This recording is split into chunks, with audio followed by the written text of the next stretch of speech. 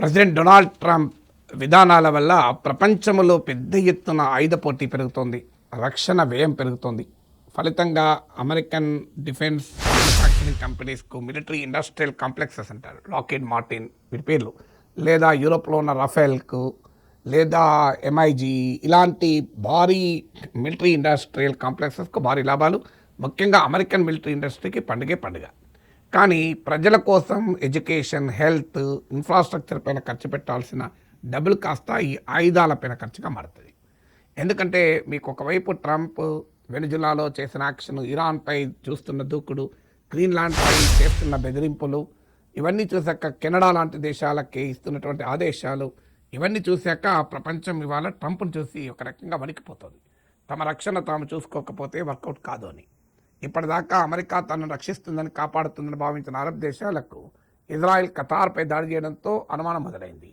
Greenland పై Trump దూకుడు చూశాక European దేశాలు ఇప్పటిదాకా తాము పొరపాటు చేసి అమెరికా చేతుల్లో సెకండ్ వరల్డ్ వార్ తర్వాత మన దేశ భద్రతను పెట్టి మనం తప్పు చేస్తామని ఆలోచిస్తున్నారు.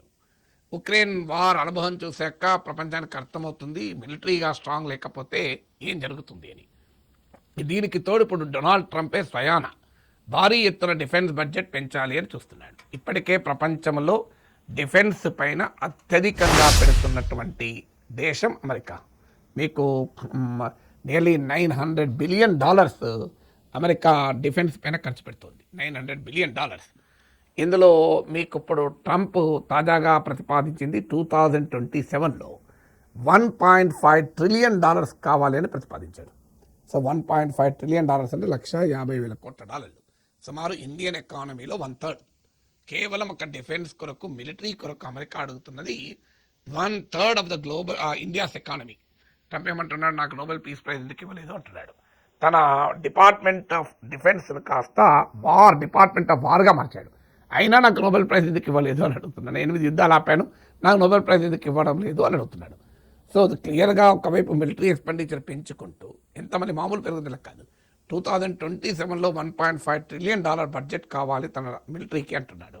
ఇది 2026తో పోలిస్తే 66% ఎక్కువ. మరి ఒక్కసారి ఇందులో ఎంత సాధిస్తాడో ఇప్పుడే చెప్పలేం మనం. ఎందుకంటే అనేక అడ్డంకులు ఉంటాయి. కాంగ్రెస్ ఆమోదం పొందాలి. రిపబ్లికన్స్ కూడా ట్రంప్ విధానాలతో డిఫర్ అవుతున్నారు. మిడ్ టర్మ్ ఎలక్షన్స్ ఉన్నాయి 2026లో. ఈ మిడ్ టర్మ్ ఎలక్షన్స్లో కనుక హౌస్ ఆఫ్ రిప్రజెంటేటివ్ అంటే అమెరికన్ పార్లమెంట్ లోయర్ హౌస్లో కనుక రిపబ్లికన్లకు మెజారిటీ కోల్పోతే, డెమోక్రాట్ కనుక మెజారిటీ సాధిస్తే ఎనీథింగ్ కెన్ హ్యాపెన్. కానీ ట్రంప్ కనుక విజయం సాధిస్తే, $1.5 ట్రిలియన్ బడ్జెట్ కనుక సాధించగలిగితే ఆటోమేటిక్గా ప్రపంచమంతా ఒక్కసారి మేల్కొనుకుంటుంది. మొదటగా మేల్కొనే దేశం చైనా అమెరికా తర్వాత సెకండ్ లార్జెస్ట్ మిలిటరీ ఎక్స్పెండిచర్ ఉన్న దేశం. కానీ అమెరికాకు, చైనాకు చాలా గ్యాప్ ఉంటుంది. ఇలా అమెరికన్ డిఫెన్స్ ఎక్స్పెండిచర్లో 1/3 మాత్రమే చైనా డిఫెన్స్ ఎక్స్పెండిచర్. చైనా కూడా భారీగా తన రక్షణ వ్యయం పెంచుకుంటూ వచ్చింది.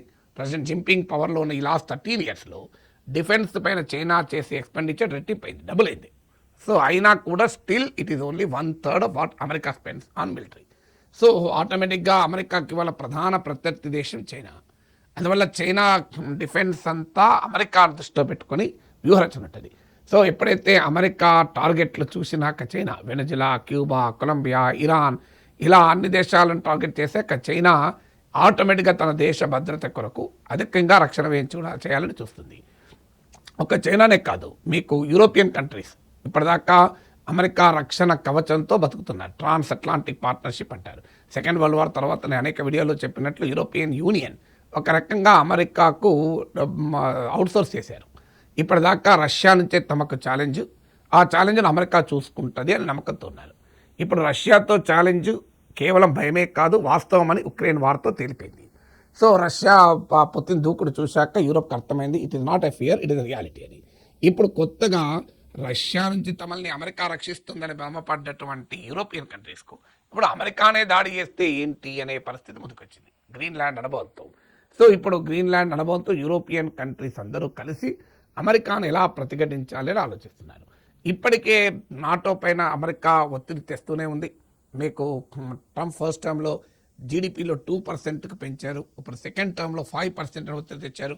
2025లో జరిగిన నాటో శిఖరాగ్ర సమిట్ మీటింగ్లో నెక్స్ట్ 10 yearsలో నాటో అలైస్ అంటే యూరోపియన్ కంట్రీస్ వారి బడ్జెట్ను 5% ఆఫ్ జీడిపికి పెంచాలని నిర్ణయం తీసుకున్నారు. నిర్ణయం తీసుకోవడమే కాదు, ఇంప్లిమెంటేషన్ కూడా మొదలయ్యాయి. ఉదాహరణకు మీకు జర్మనీ మీకు $86 బిలియన్ 2025లో జర్మన్ డిఫెన్స్ బడ్జెట్. 2029 నాటికి $150 బిలియన్ డిఫెన్స్ పైన ఖర్చు పెట్టాలని జర్మనీ నిర్ణయించింది. ఇక ఫ్రాన్స్ 2025లో $62 బిలియన్ మిలిటరీ అండ్ డిఫెన్స్ పైన ఖర్చు పెడుతోంది. ఇది 2029కు $80 బిలియన్ చేరుతుంది అని అంచనా. అంటే క్లియర్గా చైనా ఎక్కువ ఖర్చు పెడుతుంది, యూరోప్ ఎక్కువ ఖర్చు పెడుతుంది, ఆబ్వియస్గా రష్యా ఎక్కువ ఖర్చు పెడుతుంది. దీంతో ప్రపంచంలోని అన్ని దేశాలకు కూడా తన డిఫెన్స్ బడ్జెట్ పెంచుకుంటుంది. ఎందుకంటే ఉక్రెయిన్, ఇరాన్, వెనిజులా అన్ని దేశాల అనుభవాలు చూశాక ఇంకేం చేస్తారు, తమను తాము కాపాడుకోవాల్సింది తప్ప మరో మార్గం లేదని. ఎందుకంటే అమెరికా ప్రపంచంలోనే అత్యంత శక్తివంతమైన మిలిటరీ కంట్రీ, ప్రపంచంలోనే అత్యధిక న్యూక్లియర్ వెపన్స్ ఉన్న కంట్రీ, అత్యంత ఆధునికమైన ఇంటెలిజెన్స్ కంబాట్ కెపాసిటీ ఉంది. యుద్ధ విమానాలు, war planes, war ships, you take anything, modern warfare, electronic warfare అన్నిట్లో అమెరికా అసలు కనుచూపు మేరలో కూడా వెళ్ళాడు. అయినా అమెరికా నాకు ప్రమాదం అని భావిస్తే అది మామూలుగా ఉంటుందా? ఇప్పుడు ఉదాహరణకు as of now China's defence budget is 1/3 of America's budget. ఒకవేళ ట్రంప్ కోరినట్లు $1.5 ట్రిలియన్ బడ్జెట్ కనుక డిఫెన్స్ ప్రెసిడెంట్ సాధించగలిగితే అప్పుడు చైనా బడ్జెట్ ప్రజెంట్ బడ్జెట్ 1/5 అవుతుంది. మరి అన్లెస్ చైనా ఇంక్రీజ్ చేస్తే వేరే, చేయకపోతే 1/5కు పడిపోతుంది. అందువల్ల చైనా అమెరికాతో పోలిస్తే ప్యారిటీ కోరుకుంటుంది కనుక దీనికి ఇంత డిస్ప్రపోర్షనేట్గా తగ్గిపోతే చైనా ఆటోమేటిక్గా పెంచుకుంటుంది. ఇప్పుడు ఉదాహరణకు మీకు యాజ్ ఆఫ్ నౌ ప్రపంచం మొత్తం పెట్టేటువంటి డిఫెన్స్ స్పెండింగ్లో టాప్ 15 కంట్రీస్ తీస్తే అందులో 37% ఒక అమెరికా పెడుతుంది. టాప్ 15 కంట్రీస్లో 37% అమెరికా పెడుతుంది. ఇప్పుడు కనుక $1.5 ట్రిలియన్ చేరితే ప్రపంచంలో టాప్ 15 కంట్రీస్ పెట్టే డిఫెన్స్ బడ్జెట్లో 60% అమెరికా పెడుతుంది.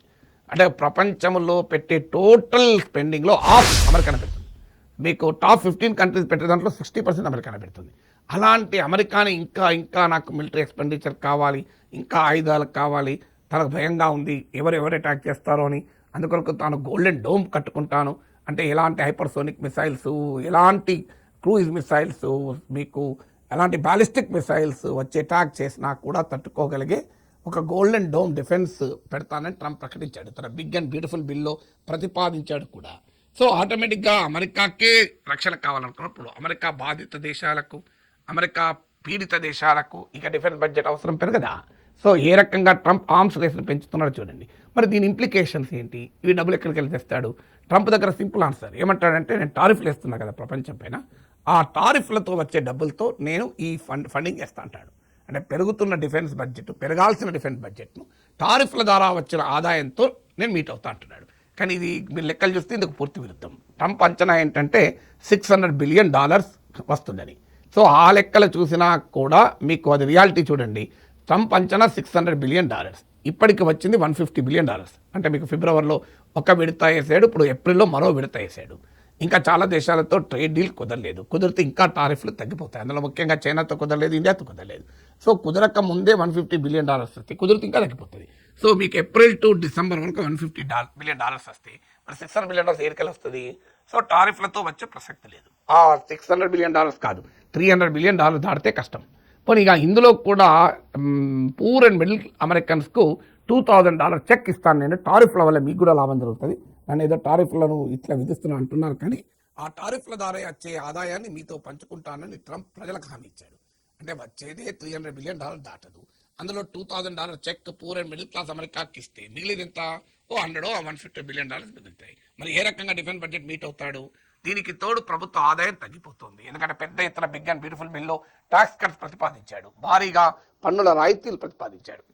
అంటే ఒకవైపు ఏమో సంపన్న వర్గానికి ట్యాక్స్ కట్స్ ఇస్తున్నాడు, రిచ్ అండ్ మైటీకి రిచెస్ట్ అమెరికన్స్కు, బిగ్ కార్పొరేట్స్కు ట్యాక్స్ కన్సెషన్స్ ఇస్తున్నాడు. మరోవైపు ఏమో డిఫెన్స్ బడ్జెట్ విపరీతంగా పెంచుతున్నాడు. అప్పుడు ఏమవుతుంది? ఆటోమేటిక్గా అమెరికా డెట్ పెరుగుతుంది. ఇప్పుడే అమెరికా జీడిపి కన్నా ఎక్కువ ఉంది. సో 125% ఆఫ్ జీడిపి ఉంది. సో అమెరికా డెట్ పెరిగితే ఏం జరుగుతుంది? అది డాలర్ పైన ప్రభావం చూపుతుంది, అమెరికన్ మార్కెట్స్ పైన ప్రభావం చూపుతుంది, ఎంటైర్ గ్లోబల్ ఎకానమీ పైన ప్రభావం చూపుతుంది. సో ఈ పరిస్థితులకు కారణం ఎక్కడికి వెళ్ళొస్తుంది? లేని భయాన్ని చెబుతూ అమెరికాకి ఏదో ప్రమాదం ఏర్పడింది అని చెబుతూ తన కాన్స్టిట్యున్సీ ఆఫ్ ఓటర్స్ను ఒకవైపు అట్రాక్ట్ చేయడం ఒక లక్ష్యం. దాంతోపాటు తన ఎన్నికల క్యాంపెయిన్కు భారీగా నిధులు సమకూర్చిన మిలిటరీ ఇండస్ట్రీకి పెద్ద ఎత్తున ఆర్డర్స్ కల్పించడం, అంటే వారికి పండుగ ఇంత పెద్ద ఎత్తున రక్షణ వ్యయం పెరిగితే వాళ్ళ లాభాలు తక్కువ ఉంటాయా? సో అంటే సెక్యూరిటీ ఆఫ్ ద నేషన్ పేరిట సెక్యూరిటీ ఆఫ్ ద పీపుల్ను పక్కకు పెట్టడం, అంటే health, educational security of the people. So ప్రజలకు కావాలి. మీకు కోల్డ్ వార్లో 90s తర్వాత సోవియట్ యూనియన్ పతనం అయ్యాక, కోల్డ్ వార్ అంతమయ్యాక ఇక ప్రపంచానికి యుద్ధ భయమే లేదు. అమెరికా, సోవియట్ యూనియన్లు అనే రెండు శిబిరాలుగా ప్రపంచం లేదని చెప్పి డిఫెన్స్ స్పెండింగ్ బాగా తగ్గింది. అప్పుడు ప్రపంచంలో చాలా దేశాలు ఎడ్యుకేషన్, హెల్త్, ఇన్ఫ్రాస్ట్రక్చర్ మీద ఖర్చు పెట్టాయి. ఇప్పుడు ఆటోమేటిక్గా కేక్ లిమిటెడ్ ఒకవైపు ఏమో పెద్ద ఎత్తున రైట్ వింగ్ ఎకనామిక్ ఫిలాసఫీ ప్రపంచాన్ని శాసిస్తోంది. పన్నుల రాయితీలు పెద్ద ఇండియాలో, భారత్ నుంచి మొదలుకొని అమెరికా వరకు మనం ఈ తతంగం చూస్తున్నాం. ఒకవైపు ఏమో సూపర్ రిచ్ ట్యాక్స్ వేసే ధైర్యం లేదు, మీరు మరోవైపు ఏమో ట్యాక్స్ కన్సెషన్స్ ఇస్తున్నారు. పైగా డిఫెన్స్ ఎక్స్పెండిచర్ పెరిగితే ఏం జరుగుతుంది? ప్రజల సంక్షేమం పైన, ఎడ్యుకేషన్, హెల్త్ ఇలాంటి వాటిపైన పెట్టాల్సిన ఖర్చు కాస్త ప్రజల్ని చంపే ఆయుధాలపైకి వెళ్తుంది.